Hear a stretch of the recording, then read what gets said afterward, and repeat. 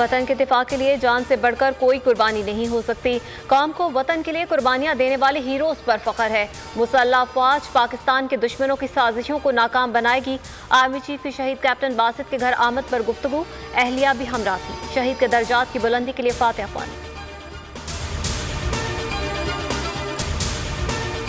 कराची में इंतजामिया की नाअहली, ईद उल अजहा के दूसरे रोज भी सफाई का फकदान। कई इलाकों में आलाइशें उठाई ना जा सकी, ताफुन फैलने लगा। लाहौर में आलाइशें उठाने का काम जारी। उस्मान बुज़ार का बगैर प्रोटोकॉल शहर का दौरा, कहा आलाइशों को जल्द उठाया जाए, सफाई पर कोई समझौता नहीं होगा। इस्लामाबाद में CDI आलाइशें तल्फ करने में मसरूफ।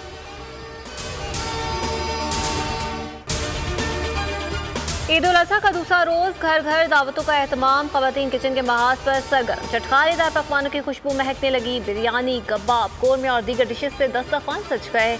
मीठे का खास एहतमाम, शाम को बारबेक्यू की प्लानिंग कर ली गई।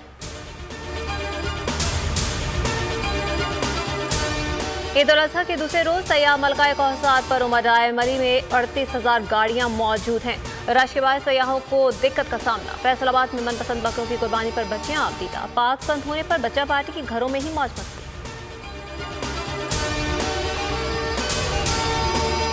कराची के साहिल पर फंसे जहाज को दूसरे रोज भी ना निकाला जा सका। KPT ने टग पुशर्स ना होने के बायस जहाज निकालने से मौजरत कर ली। कहा पुशर्स का इंतजाम करना जहाज के मालिक की जिम्मेदारी है। वाक़े से आमद-ओ-रफ्त का चैनल मुतासर नहीं हुआ। कंटेनर से लदा जहाज आहिस्ता आहिस्ता रेत में धंसने लगा।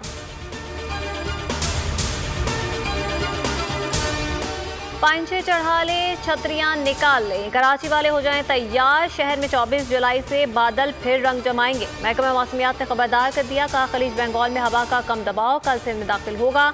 कराची और हैदराबाद समेत कई शहरों में जमकर बारिश होगी। नया सिलसिला 26 जुलाई तक जारी रहेगा।